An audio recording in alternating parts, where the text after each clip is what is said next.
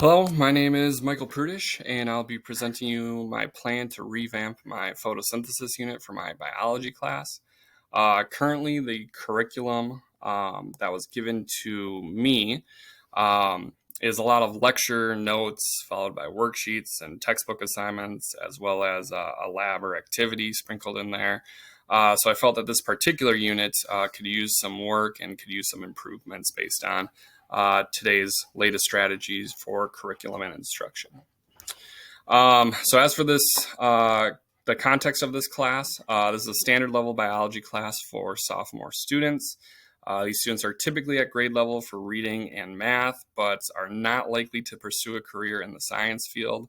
We offer 4 or 5 different levels of biology, and we have honors biology, advanced biology, and we tend to see those students more focused on science and STEM.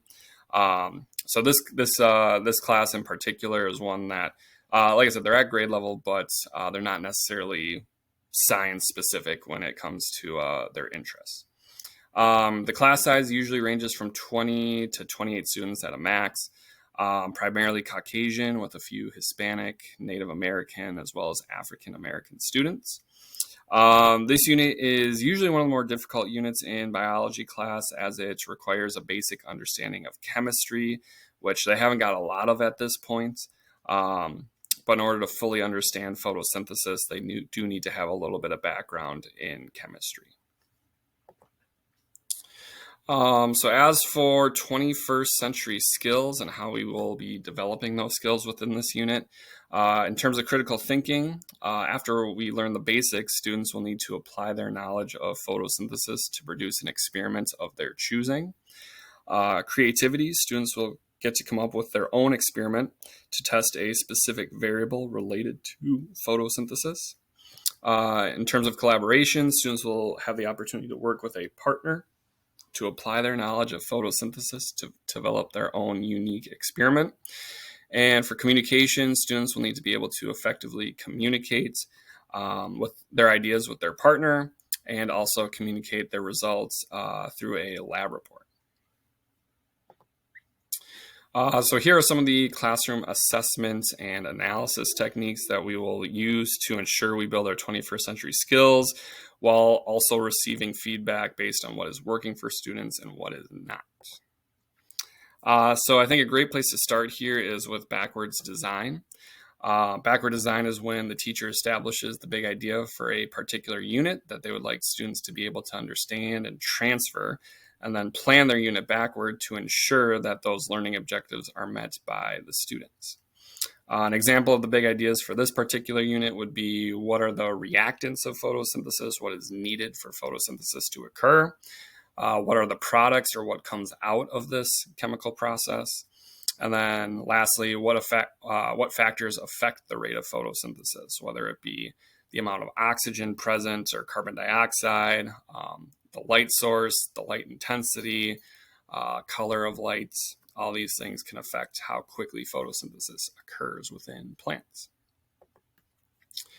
So these big ideas will be the primary focus for the lectures at the beginning of the unit, which will be enhanced for mastery of concepts.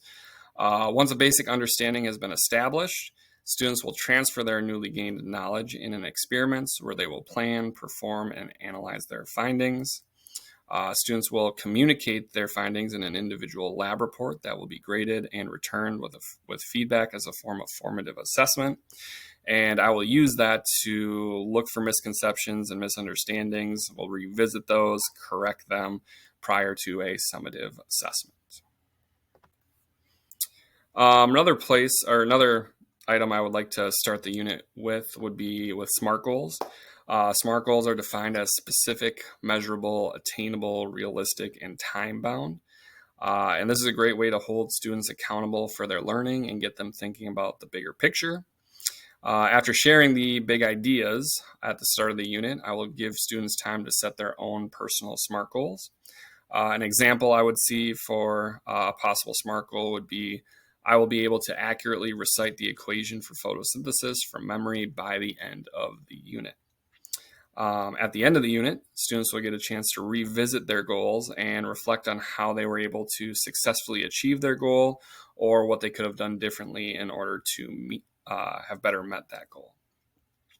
By accomplishing their goals, this will help students gain a sense of accomplishment and self-efficacy, and like I said, kind of hold them accountable for their part in the learning process.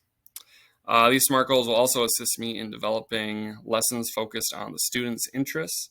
This is a great opportunity for student-centered learning where students share their interests and curiosities with me, and then I take those and design lessons that are focused around those interests.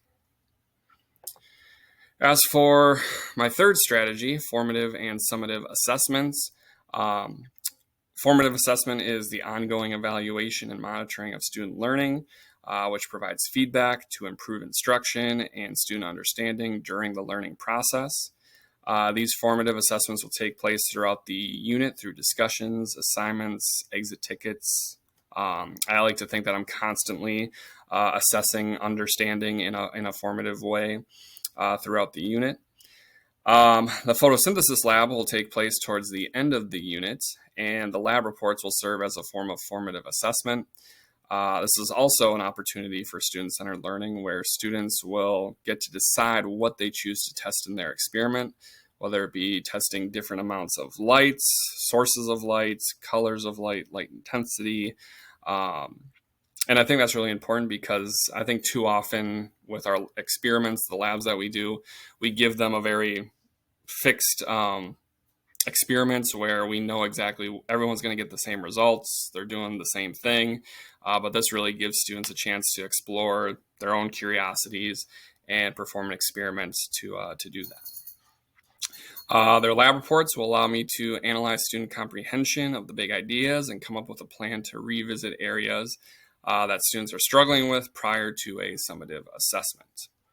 Summative assessment will take place at the end of the unit to check for student understanding. The summative assessment will be in the form of a test, which will include multiple choice questions, short answer questions, as well as a lab section where students will analyze some data that has been provided from a hypothetical experiment, and then students use their understanding to answer higher order questions about this unit.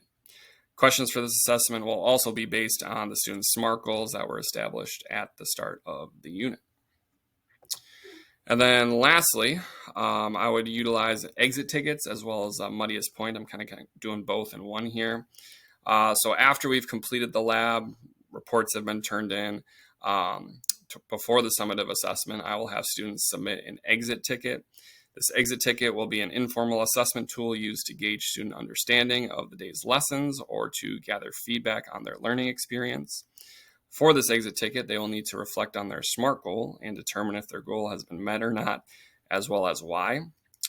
Students will also reflect on their muddiest point, which is what are they still confused about regarding the content covered in this unit. This will allow me as the teacher to assess the effectiveness of the lessons in helping students achieve their goals and whether or not students are prepared for the summative assessment. And then again, the summative assessment takes place at the end of the unit. I'll be able to determine if the process was an effective way to deliver instruction for this particular group of students. So in summary, here's kind of the roadmap that I hopefully will lead students to achieving a mastery of the content in my photosynthesis unit for biology. And then